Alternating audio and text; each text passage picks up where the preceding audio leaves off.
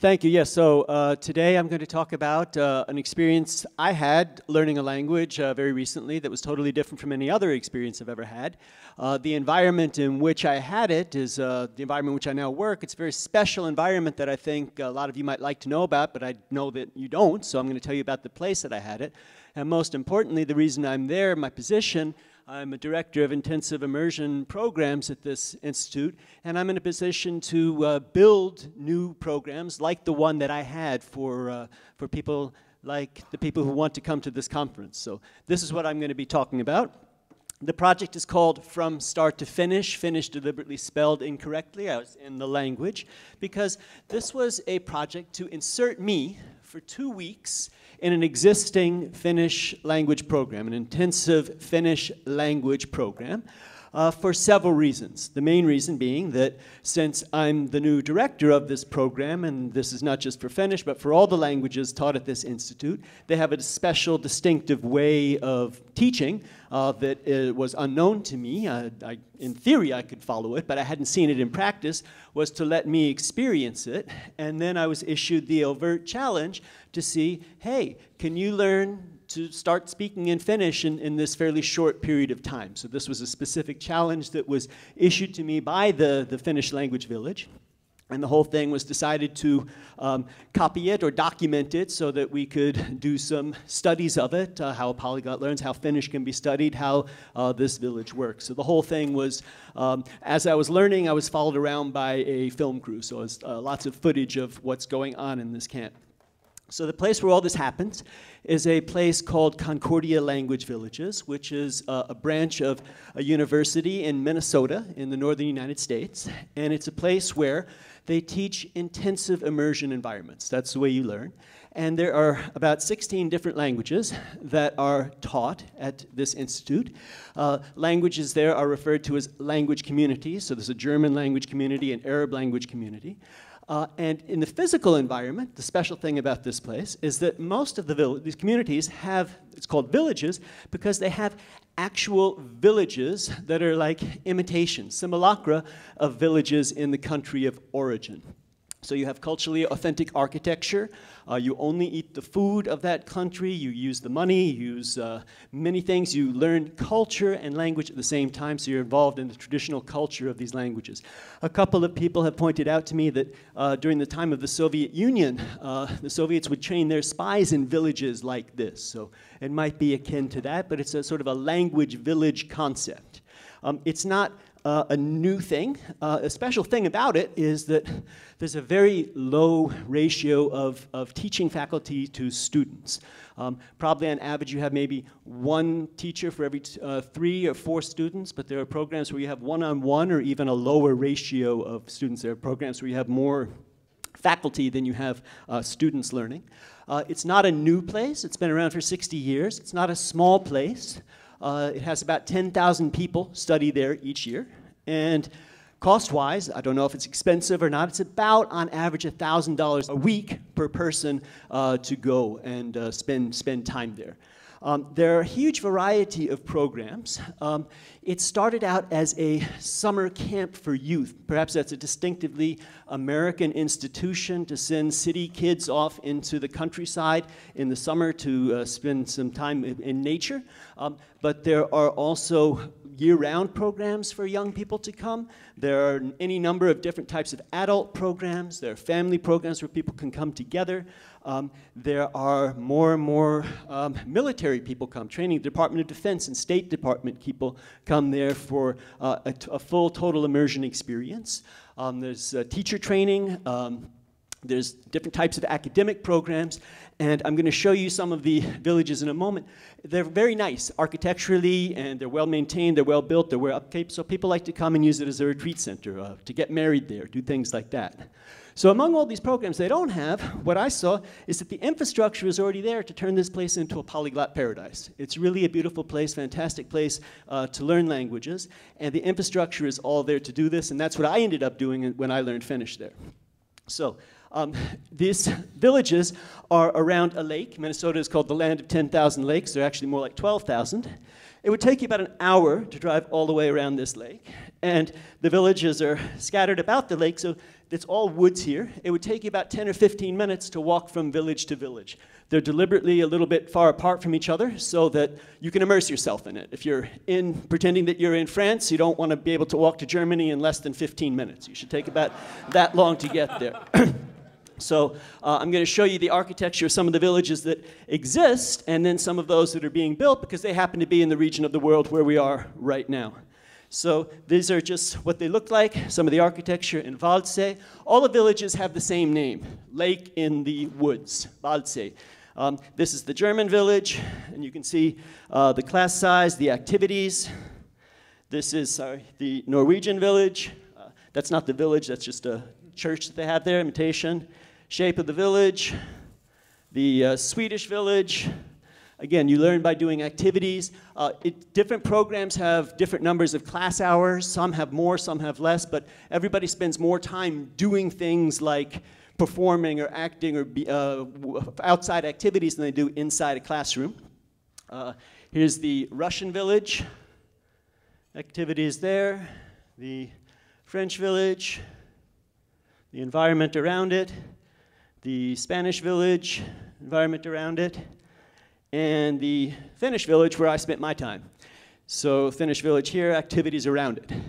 So where do these villages come from? How are they maintained? Again, this is run by a university. They maintain them and do this.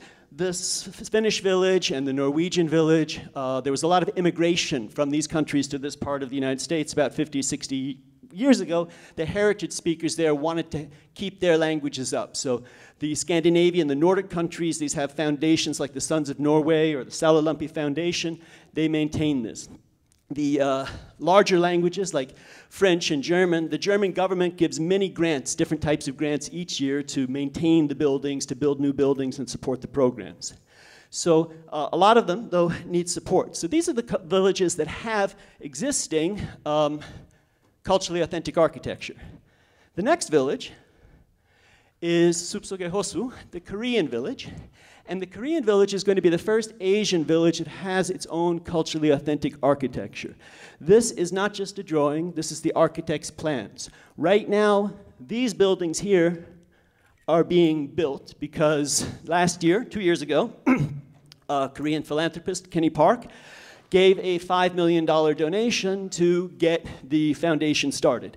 So that's enough to build these central buildings, which are going to be the classroom and the cafeteria and that kind of thing. But we still need more funds, this fundraising campaign, to get the sort of the dormitories, the living spaces around there built. But this is going to be open by 2021, and that's good because Korean is the language that is in highest demand. Korean is the language where other languages, if you want to sign your kid up to go at the last minute, you might find a spot. Korean is full up an entire year in advance. So once they get their own village, they have to share another village off-site. Once they get their own village, they're going to be able to double their capacity. So that's good, because people like to do things like learn traditional music and things like that there. How about Mori no Ike? Mori no Ike is... it's a full program. It runs. Japanese is a big language there, but they don't have their own site yet. They run in a rented site. All they have on their own site is, I don't know what this is called. What is this called? Okay. So this was dedicated by a Shinto priest, I'm told, about 15 years ago. And there were plans to build things like this, but these are just dreams. These are just visions. These were plans that were interrupted by the global financial crisis in 2008, and nobody has stepped forward yet to finance this. So the land is dedicated. When somebody, any of you have an extra $5 million you'd like to give to get this going? When we get that, we can get this going. So this is where I had my experience. And if you want to know more about it, you can go to these things. I see people taking pictures already, your generation that likes to look at these things. So you want to see more pictures, there are these social media sites. I truly encourage anybody who's interested in this place to go to the website itself, because particularly if you're Japanese or Korean or anything else, we always need staff. If you'd like to work there in the summer, that would be a great experience for you to have as a polyglot. And then if you work there, then you can go there to another village at a discount. So we always need staff. We always need people. So please send people to work there. So my experience was learning Finnish, the Finnish language.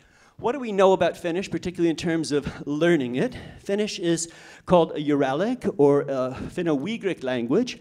This is a language family. It has about 38 languages in it, totally spoken by only about 25 million people. Most of those speak Hungarian, about 13 million. Hungarian, though, and Finnish don't have much transfer between them. I'm told none at all, really. Finnish itself has about 5 million people who speak it, and the other languages are all really quite relatively small. And as we all know, a language is hard or easy to learn depending on how much you have to transfer, how similar it is. So for the 1 million Estonians out there in the world, Finnish is an easy language to learn. For everybody else, Finnish is pretty much an objectively hard language to learn. One standard of that is the United States Department of State, where they train people to learn languages, to become diplomats or people who use it. And they have very hard set training programs where they determine how long does it take you to get functional in a language. And they have categories. And Finnish is a language where they say it takes you 44 weeks or 1,100 hours.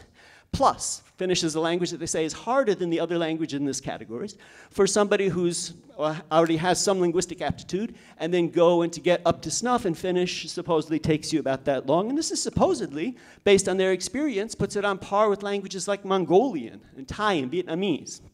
I have a hard time really understanding that because from a native English-speaking point of view, Finnish is not culturally different, and these languages are, and that's always harder to learn, but that's their experience. So Finnish, on the easy side, it's a totally phonetic language, and it uses a Latin alphabet. But it has extremely long words with lots of diacriticals, so that doesn't always help you very much. The difficulty with Finnish, for a lot of people, if you haven't learned an agglutinating language, is in the grammatical structure, per se. And it's not just agglutinating, it also has some inflections. And more than anything else, though, it's in the vocabulary. It doesn't really have any loan words. Latin is not going to help you, nor German, nor Russian, nor Norwegian or Swedish. They're just idiosyncratic, individual words that you have to learn. So the real challenge to me was in the vocabulary. So, I happen to be 55 years old this year, and that's another title that I could use, Finnish at 55. Finnish is supposedly a hard language. Would I be able to do it? What do I have going for me?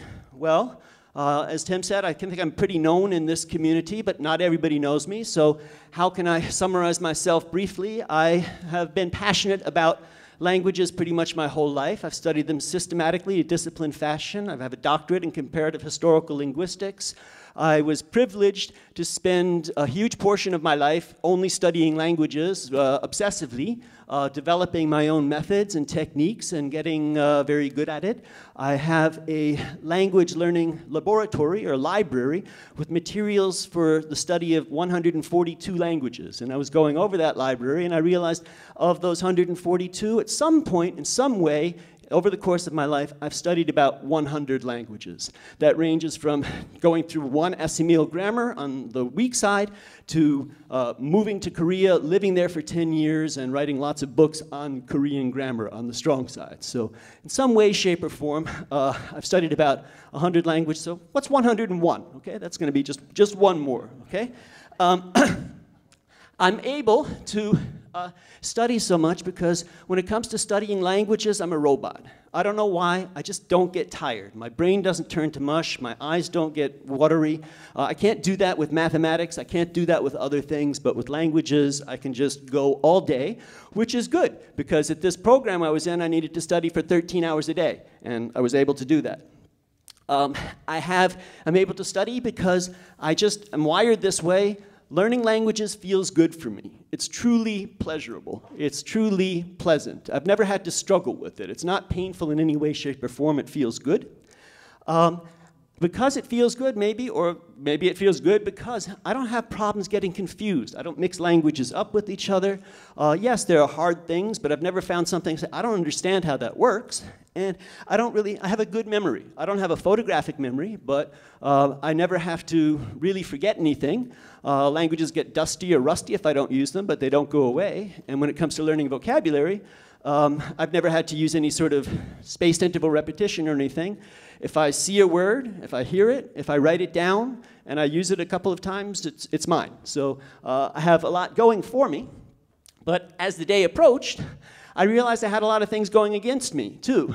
And I started to wonder, I think we all know the famous, infamous, notorious video where Ziad Fazaa is shown unable to understand anything. I'm putting myself on a scale of failure of that. I've got a film crew following me around to learn a language. What if I can't do it? You know? So I was a little bit worried because a lot of us just heard Steve Kaufman talk. He's 74 and he's still learning languages. I have no doubt that learning languages is not impacted by age. But I know that there are people out there who strongly believe that it is. And somebody's right, somebody's wrong. Maybe I'm wrong, I thought, okay? I was a little bit worried about that. If I'm not too old, I could definitely be out of practice. I don't know if learning a language is something like riding a bicycle, which you never forget, or playing a musical instrument, which you do have to practice, or you really don't play if you sound very nice, or something like fencing, where if you don't do it for 10 years, you forget, your muscle loses it, you can't do it again. So I need to explain, I've told lots of people, I review myself as a retired language learner. In the year 2002, I decided I had learned too many languages. For me to continue learning new languages, I wanted to actually cut back on the number that I knew and take some languages, like Arabic, to a very high level, to really truly master these languages. So for about 17 years, I have not learned any new languages. I've only tried to improve the languages, some of the languages that I've already studied. I need to qualify that. For 17 years, I haven't learned any new languages. Well, I did slip up once. I couldn't control myself. I had to study a little bit of Hebrew. I'd been studying Arabic. I wanted to see what it was like to learn another Semitic language, so I dabbled. But I didn't do very much, and that was just one, okay? So another thing that I do have going against me at this point is I'm definitely out of the mode. I'm out of the mindset. When I was doing nothing but learning languages, I was a monk. I lived like a monk. I was a bachelor. I didn't have a family. I had a job that didn't have a lot of responsibilities. I was able to devote myself to it, and my mind truly thought that the purpose of existence was to learn languages. I had no other interests. Well, now I have other interests. Now I have a family. Now it's more important for me to get my son into a good college than it is for me to keep studying new languages. I have actual responsibilities at my job. I like to draw. I like to write novels, so I'm not in this mode or mindset of only studying languages. I also have totally different motivation now for learning Finnish than I had of any of my other languages. Before, it was all very abstract, totally intellectual. I'm curious. I like languages. I want to see how they work. I'm a comparative historical linguist. I want to understand all the languages in the family. I've never studied a language like this before. I want to know how it works. It was pure curiosity. Whereas with Finnish, for the first time in my life, I was learning a language for normal human reasons. I had immediate context. I had a sense, a need. Nobody told me, you have to learn this language. I told myself that. How can I be the director of a program where Finnish is taught if I don't know any Finnish? To me, that's a need. I had a particular context and need, but I wasn't interested in it as such the way I was for the past languages. And I was, in the past, always an armchair scholar. I like to analyze the grammar. Yeah, afterwards you can talk, but here the purpose was first and foremost to learn by conversation. And another thing that I had maybe going against me was a change of method. I have honed my own method very specifically of studying 15 minutes a day, each and every single day, using books like Assimil over a quiet period of time, over a number of years, building up, and then being able to go to a language and use it. Whereas here, for the first time, I was going to go directly, immediately immerse myself to learn a totally new and totally different kind of language. I'd never done that before. I didn't know if that would work. So, what happened? On the first day that I went there, it was a Monday afternoon, it wasn't a full day. I arrived and I knew absolutely nothing, zero, not a single word, and I only understood by context, people pointing, telling you where to go. You arrive at the camp, and you have a number of tasks. You're supposed to go get your passport, change your money, check into the place where you're staying, get checked for head lice. You're supposed to do a number of things. And so I was given a piece of paper that said, go do these things. And on the piece of paper, it had some helpful stuff to get me started. It had a complete conjugation of the verb to be. It had some numbers. It had some phrases, instructional phrases for, again, go get your head checked for head lice, and things like that would be both in Finnish and in English. And it also had the words for how do you say in Finnish.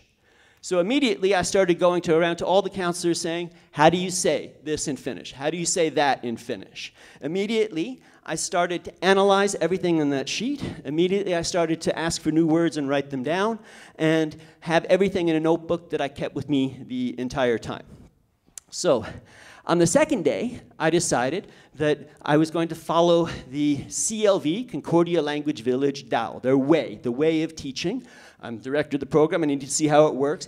How are you supposed to learn? What if you're not a hyper-polyglot who's being sent into this? What if you're a 17-year-old kid who is being sent to try to learn in 1 month, get a full year of high school or college credit by being immersed in a language like this? What are you supposed to do? How is it supposed to work?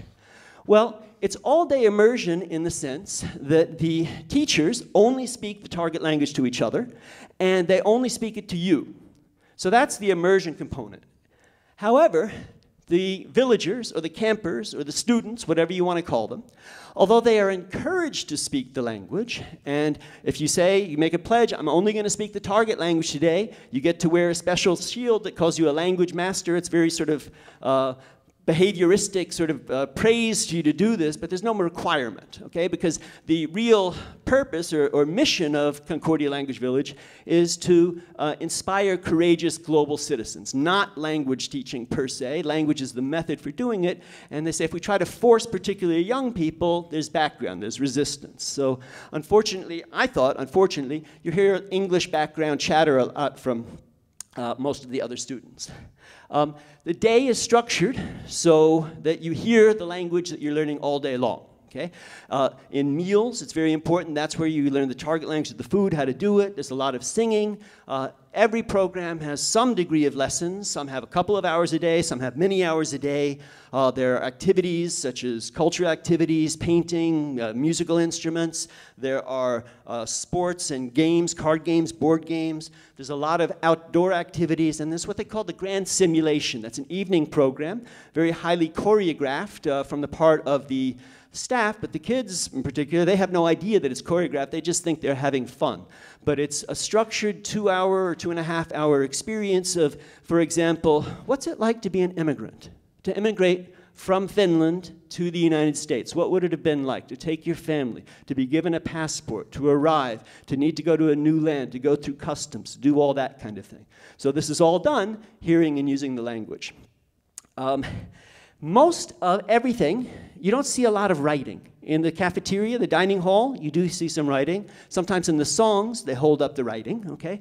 But it's mostly oral. You're supposed to just learn by acquiring, not by learning. That's sort of the ideal. But they do have a library, and in the library, you can go, you can get books, and you can study, which is great for me, because this is on the second day, and I realized it's not really going to work for me if I just listen. I am too old for that. I caught that the word for bread begins with L, but I didn't catch what it was, whereas once I saw it written down, I could remember it.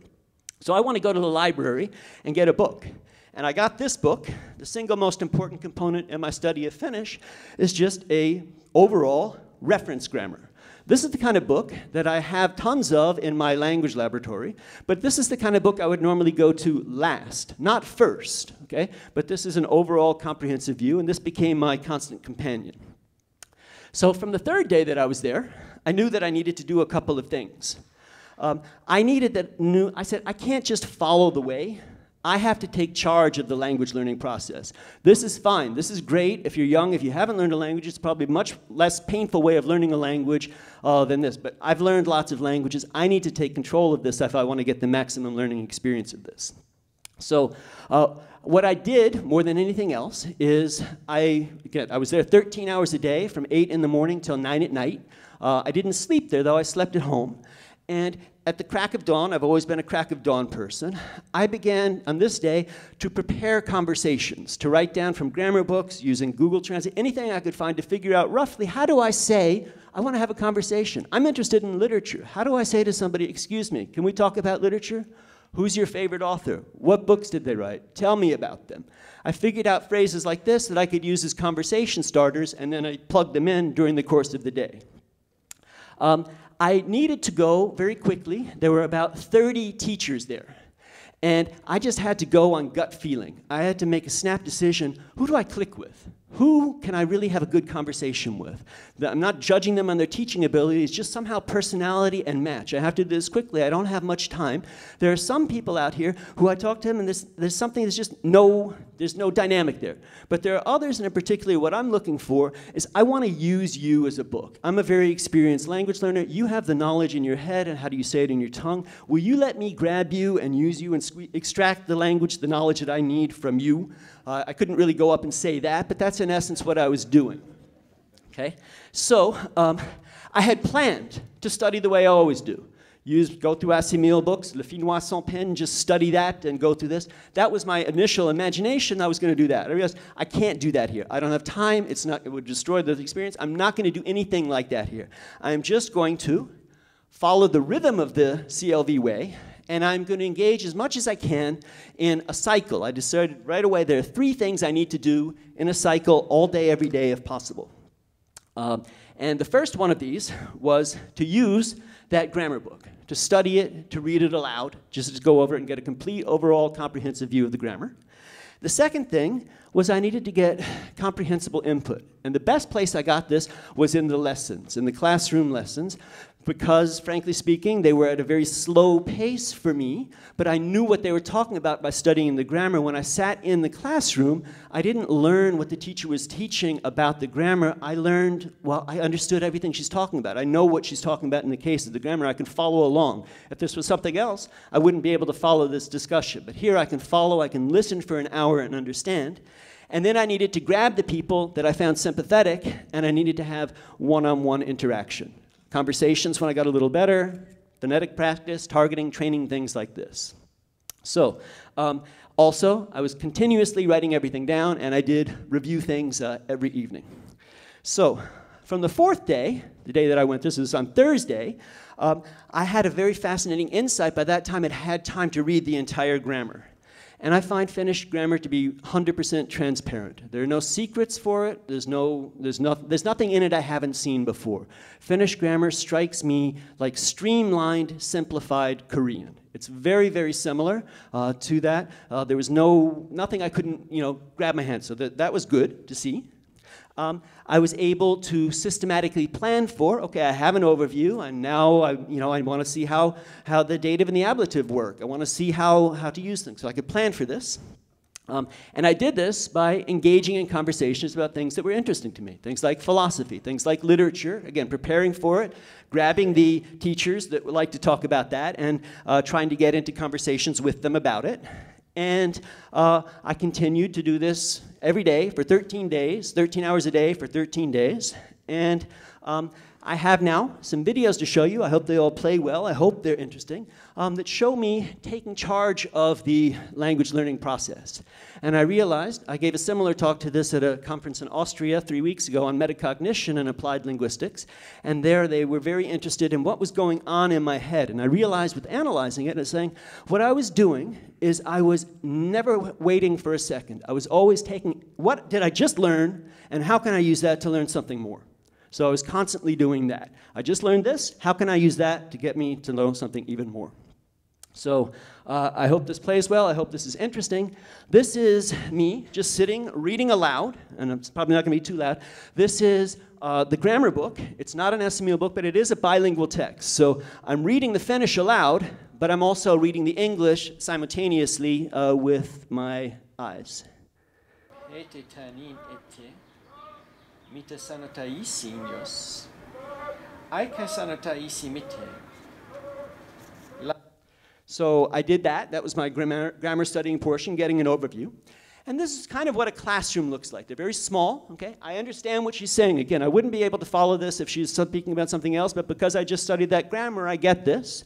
I think you can see I'm the most active student there, okay? And I'm writing everything down. A, O, U, Ja. K, E, I, Ö, Q. Ja. E, I ovat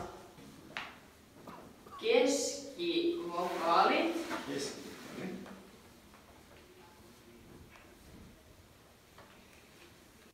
So I'm learning, I'm reading aloud, I'm volunteering, I'm writing stuff down, they're just kind of sitting there. So that's the real secret, I would say.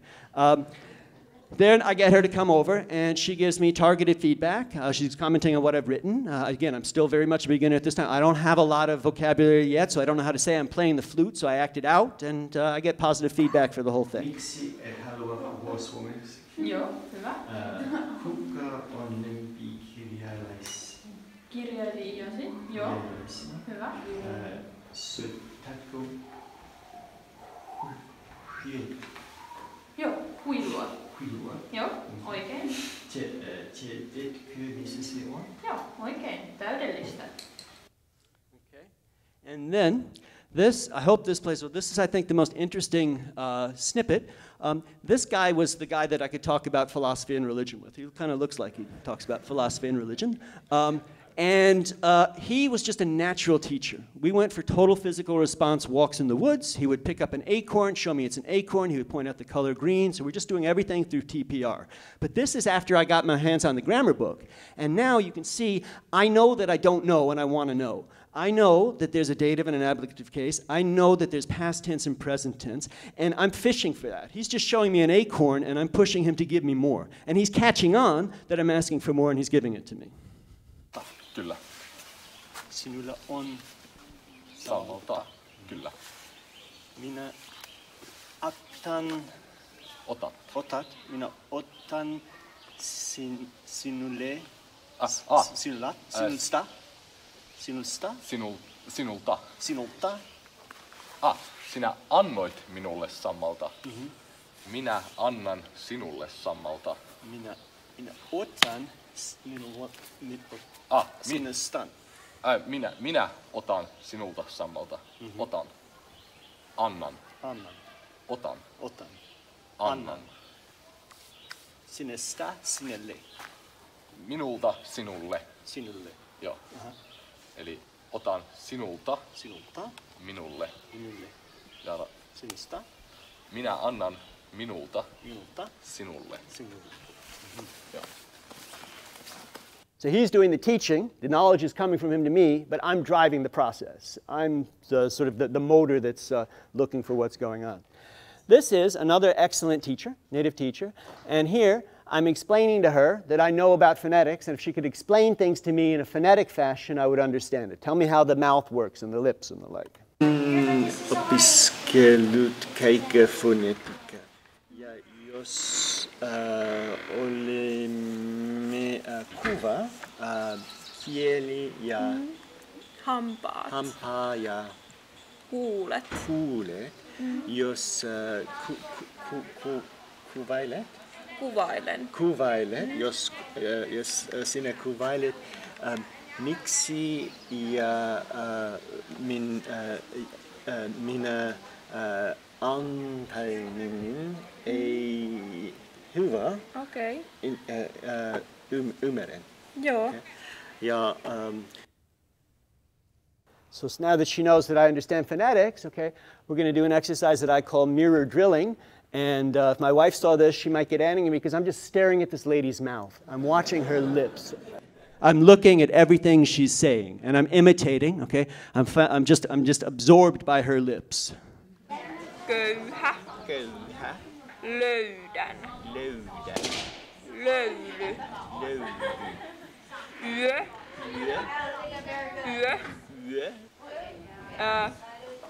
Yö.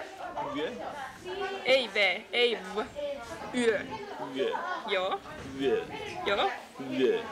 Työ. Syön. Uo. Tuo. Puola. Vuolla. Juon. Vuolla. Hyvä. Joo. Okay. And now, this is where I'm talking about. This is where you have a situation where I'm getting now some professorial input. This lady coming on, she's the director of the program. She's a professor of phonetics and of Finnish language. She's given us a computer with some technology so we can also track the phonetic things. So I've got a professor of phonetics helping me, a native-speaking teacher training me, and I'm excited about doing it. I've got technology and I'm in a beautiful environment, so I think it's natural I get good results. Sanoa ää. Joo, koska hänen ää on melkein sama kuin hänen e. Kun hän on niin, hänen huulet on aina e. Ää on isompi. Suon auki. Ää. Hyvä. Pää. Pää. Sää. Sää. Säitä. Säitä. Hyvä. Joo, päivä. Päivä. Joo. Päivä. So towards the end, I was able to sit with this guy who looks like he likes to talk about philosophy and religion in the woods, and we talked about philosophy and religion in the woods. Missä keskustella minä tykkään Kiinnostavista aiheista. Minä tykkään joka päivä keskustella sinun kanssa, koska sinä tykkät filosofiaa ja uskonnosta. Eli meillä on samat kiinnostuksen aiheet. Sama kiinnostuksen aiheet. Kyllä. Sama kiinnostuksen aiheet.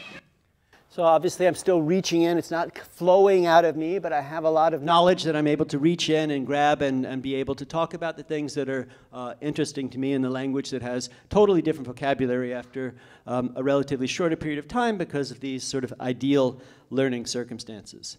So this program was for 2 weeks, and after 2 weeks, at that point I decided now I'm going to start studying the way I always study. The program itself ran for another 2 weeks. I wanted to go back over there in the woods and talk to him more about philosophy, but he was busy, I was busy, it didn't work so much. But he did come visit me in my office one day, and when it was over, I realized that because he's interested in the same things I am, I'd showed him how to write Sanskrit, and we'd looked at some classical Chinese together, and we looked at some ancient different types of runes, and then we went for a walk in the woods, and we talked about Schopenhauer and Kierkegaard, and we did all of this in Finnish, and so that was fun. And now, again, this program will come back next summer. By next summer, I am going to thoroughly go through the materials, Le Finnois sans peine and the old linguaphone, my old way of studying. I want to get really good at Finnish for next summer.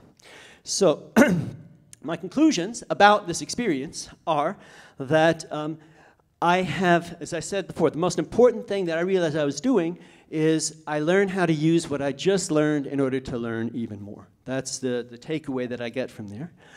And that given this metacognitive ability to reflect and think about what you've done, it's so often said that language acquisition is superior to language learning. I totally dispute that. Language learning here is what I'm doing. The people who are sitting there next to me, they're trying to do the acquisition. Because I have that metacognition, all that experience, I'm able to do it and learn a lot more than people can acquire in the same amount of time. I also found that immersion in this controlled environment was superior to immersion in country. Many long years ago, I learned Swedish by traveling around Sweden and talking to Swedish people. And that worked. Swedish is very similar to other languages I knew, and it worked pretty well. But with comparative reflection, the Swedes that I met, they weren't there to help me. They're just living their lives. If they wanted to help me, they weren't Swedish language teachers, whereas everybody that I met here was specifically there to help me learn the language. And so that's the experience of this sort of controlled immersion environment. And given the circumstances, I had never thought about this before.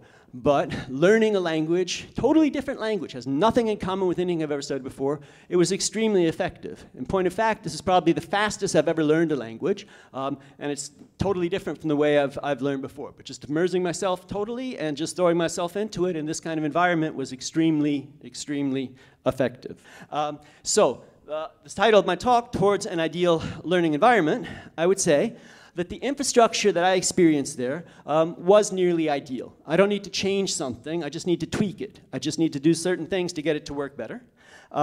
I could have learned. I learned a lot. I learned much more than I imagined I would. I thought I would. I learned a lot, but I could have learned more. I could have learned better if there were some differences. If the main thing, and not just me, but I think that other people like you, you could do the same thing or be primed to do the same thing, have similar experience if we did a couple of things in this environment. If we got rid of the English background chatter, it was okay to be alone, but it's nice to be in a cohort of other serious learners, if that were present.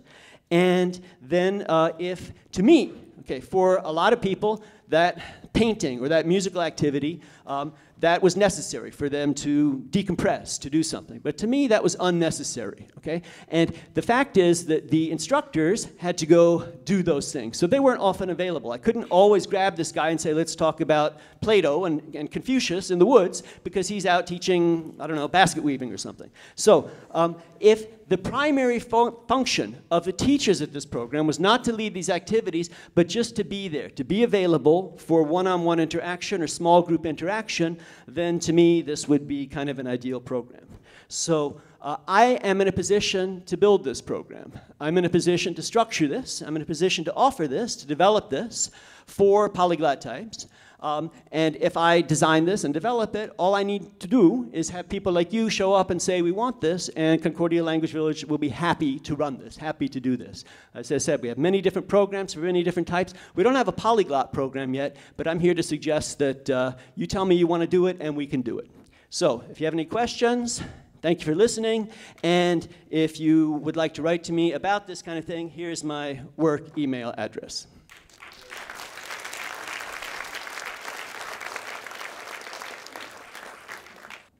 Thank you for your presentation. I wanted to ask you, how were you able to get the vocab about like philosophy on your 4th day? Were you asking him all of the words, or did you have access to internet, or did you have other books outside the grammar book? I'm almost ashamed to say it, but I can't, I guess it's a fact, I have to know. Google Translate is actually good enough for saying, you know, I'm interested in philosophy, let's talk about philosophy. If you look that up, you can get a full sentence, and if you take this and you say it to somebody, the reaction they give you is what you want. So we weren't going into the intricacies of, you know, of existentialism and all that. You know, I just knew that he was reading Plato's Republic, so I said, okay, how many pages did you read? What are you reading? What do you want to read next? And you recognize the names of the philosophers, okay? And, you know, and then you say, okay, so you're interested in Chinese philosophy, and then you say, okay, and then you start to study out what it is Confucius, and you learn how to do it. So it was a conversation, but it was 90% of what I was saying, I was repeating what he was said, twisting it and changing it. So I learned how to drive out of him the kind of thing that I wanted to say, and then when he said it, I would just twist it a little bit. Okay, so you were not necessarily talking about the content, like the allegory or No, stuff like that? no, not yet. Because that's scary. Yes, no. On the 4th day, that's really scary. I majored in philosophy, and I still like cannot do that in several languages. So on your 4th day, I mean, like, I don't know. I want to ask you, if you had the choice between studying longer or studying at a faster pace, what would you choose? Don't you think that the key point here is that for some people who are gifted like you, whatever the method, it is just too slow. And if we can speed up, we have to try that. Thank you. I'm sorry, I'm not sure I understand your question. Don't you think that the key point is try to study faster? Like the traditional methods, they go too slow. I concur with that, if you can concur with that, but as I characterize myself as a robot, I know that it's true. The experience of places like the Department of Defense, intensive training programs, most people can't study more than 5 or 6 hours a day of a language. They just, their brains stop working. So, okay? Exactly, so the key point would be to go faster, at the faster pace, during these 5 hours? That could be, yeah. That might work, yeah. Okay. Over here. Thanks. 2 quick questions. You talked about saying that you were doing language learning where the other people were doing language acquisition. And could you just explain a little bit more what you mean by that? And then you talked about how you had started to change the way that you started to take control of the process, is the way you put it. Is that not a sort of a subversion of the way they wanted you to learn? And was that your first steps at changing the nature of the program, the way you said at the end? Okay, so yes, as I put it out, there's not a lot of writing that you can see in the villages. There are, when they teach you a song, they might show you the song. In the cafeteria, in the dining hall, they have the words for the food written out, they have the politeness phrases, they have things like that. So they are a certain number of classes that some people go to, but most people, they're expected to learn just because, you know, by imitating. We go out and we're going to play football now, okay? And so here's the football, you kick it, you're supposed to hear that. So they're acquiring in that sense, okay? Whereas me, mainly being older, I mean, I was there with people the age of my sons. I was there with, you know, 17-year-olds, and they're still young enough that they can, I think, you know, hear better. I needed that book. The second thing is, and that was asked to me by colleagues at the thing, do I feel like I subverted the program? No, because what I did is available to anybody who wants to do it. Anybody who's there can always go to one of the teachers and say, hey, I want to talk to you one-on-one. I want to need extra help. Anybody can do that at any time, just most people don't. So I wasn't like taking these guys out of their job and making them do something else. I was just availing myself of an opportunity that most people don't avail themselves of. Okay, I really like the talk. I am myself an emerging program designer, so I really like your talk. My question is, at the conclusion, you said language learning is superior, at least for your case, or for other hyper-polyglots, or for the talented people like us here. But how would you design an emerging program for the general public? Like for people who don't have great analytical ability, or who are not like academically oriented? The way they have it structured there is pretty good.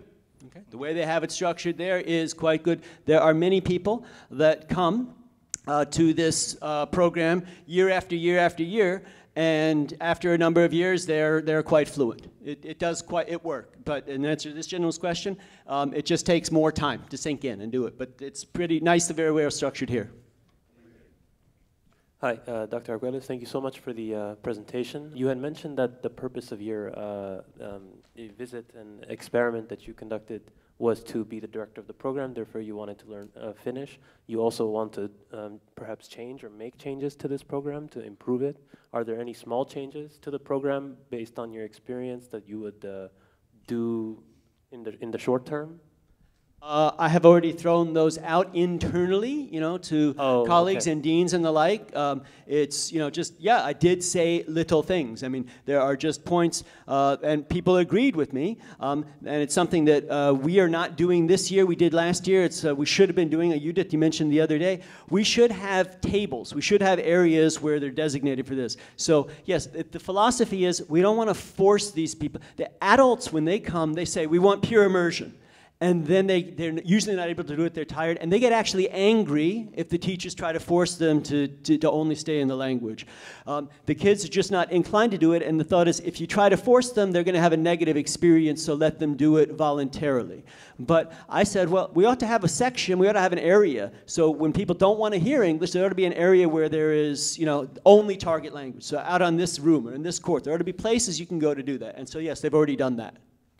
You mentioned that every time you learned a new concept, you wouldn't waste any time, and you would use that as a springboard to the next concept. And I'm just curious what's going through your mind at that moment of what is the next thing? Do you have a list of things, or what inspires you to think of that next thing that you want to learn?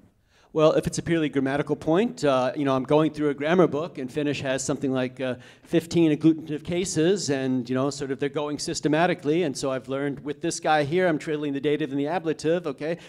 No, you know, the next things down the list are, you know, the locative and the illative. So, you know, I might just choose that based on that, so I'm going systematically through the book. And then when I'm talking with him, as Christine was asking me, you know, how do I go deeper into philosophy? So, yeah, the first day, it was satisfying enough to say, hey, did you read more? Okay, you're also interested in Chinese philosophy. Well, the next day, I want to be able to say, why do you like it? Or what do you think about something? So, just stretching for deeper, more meaningful content.